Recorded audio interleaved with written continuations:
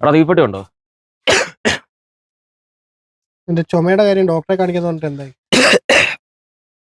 അത് കാണിച്ചടാ, ഡോക്ടർ മരുന്ന് തരുന്നുണ്ട്. നീ ഏ ഡോക്ടറെ കാണിച്ചേ?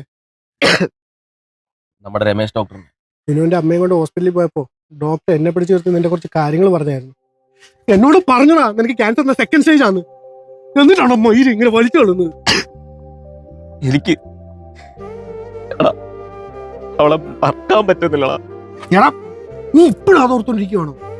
എല്ലാം കഴിഞ്ഞിട്ട് 1.5 കൊല്ലമായില്ലടാ. അവളെ വീട്ടുകാർ പോലും മറന്നു കാണും. മറക്കാനോ?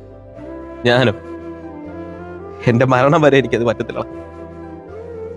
അവസാന നിമിഷം അവൾ എൻ്റെ ഇടയ്ക്ക് കെഞ്ചി പറഞ്ഞ് എൻ്റെ ഒപ്പം ഇറങ്ങി വരാന്ന്.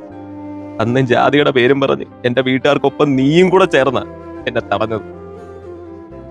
അവസാനം എന്താ സംഭവിച്ചത്? അവൾക്ക് ഇഷ്ടമല്ലാത്തൊരുത്തൻ്റെ കൂടെ അവളെ കെട്ടിച്ചു. അവസാനം അവന്റെ പീഡനം സഹിക്കാതെ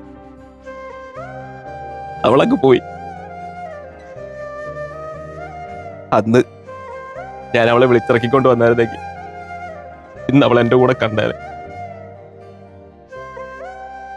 അവളുടെ മരണത്തിന് ഉത്തരവാദി ഞാനും കൂടെ അല്ലേടാ. അന്ന് നിങ്ങൾ പറഞ്ഞത് ഞാൻ അനുസരിച്ചപ്പോ എനിക്ക് നഷ്ടമായത് എൻ്റെ ജീവിതം. അതിന് തിരിച്ചു കിട്ടാനൊന്നും പോകുന്നില്ല. തുടങ്ങിയ ശീലങ്ങൾ അതെനിക്ക് മാറ്റാനും പറ്റും.